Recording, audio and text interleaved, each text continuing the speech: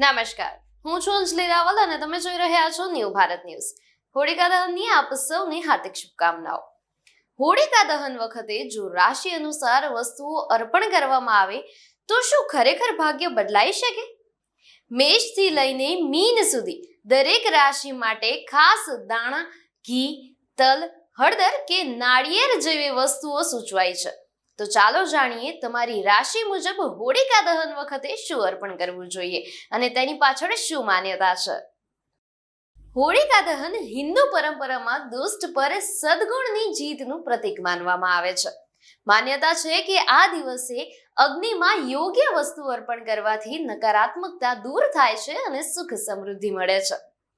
તો જાણીએ કે આપે શું અર્પણ કરવું જોઈએ. મેષ રાશિના જાતકોએ ગોળ અને સરસવના બીજ, કપૂર, લાલ ચણોઠી, કાળા તલ અર્પણ કરવાથી એ લોકોને સફળતા અને ધન વૃદ્ધિ થાય છે. સફળતા પણ મળે છે અને ધન વૃદ્ધિ પણ થાય છે. આગળ વાત કરીએ વૃષભ રાશિ વિશે, ત્યારે ઘી અને ચોખા, ગોળ, ચણા, ધાણા આ બધી જ વસ્તુઓ અર્પણ કરવાથી ધન આકર્ષણ, સ્થિરતા અને સુખ શાંતિ મળે છે. મિથુન રાશિના જાતકોએ મગની દાળ અને નાળિયેર, તજ અથવા નાગરવેલના પાન અર્પણ કરવાથી જ્ઞાન અને વાણીમાં મધુરતા મળે છે. કર્ક રાશિના જાતકોએ દૂધ, ખાંડ અથવા ચોખા પંચામૃત અર્પણ કરવાથી પારિવારિક સુખ અને માનસિક શાંતિ મળે છે. સિંહ રાશિની વાત કરીએ તો ઘઉં અને ઘી, મકાઈ અથવા રાઈ અર્પણ કરવાથી માન સન્માન અને આત્મબળ વધે છે. કન્યા રાશિના જાતકોએ મગની દાળ, હળદર, ધાણા અથવા વરિયાળી અર્પણ કરવાથી આરોગ્ય અને પ્રગતિ થાય છે. તુલા રાશિની વાત કરીએ ત્યારે મધ, સફેદ તલ અથવા ખાંડ અર્પણ કરવાથી પ્રેમ અને સમતોલતા મળે છે. વૃશ્ચિક રાશિના જાતકોએ કાળા તલ, લાલ કપડાનો નાનો કટકો અથવા લાલ ચણોટી અર્પણ કરવાથી નકારાત્મક ઉર્જાથી મુક્તિ મળે છે.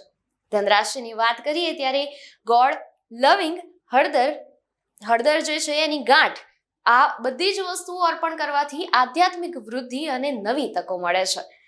મકર રાશિની વાત કરીએ ત્યારે કાળી અડદની દાળ અને સરસવનું તેલ અથવા ગુગળ અર્પણ કરવાથી કાર્યમાં સ્થિરતા આવે છે.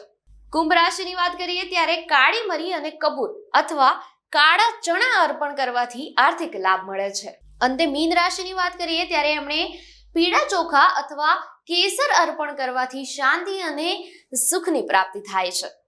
આ રીતે માન્યતા છે કે રાશિ મુજબ યોગ્ય વસ્તુ હોળિકા દહનમાં અર્પણ કરવાથી સકારાત્મક ઉર્જા અને શુભ ફળ મળે છે. અત્યારે જ કોમેન્ટ સેક્શનમાં લખજો કે તમારી કઈ રાશિ છે અને હેપી હોલી પણ અમને કોમેન્ટ સેક્શનમાં જરૂરથી લખજો.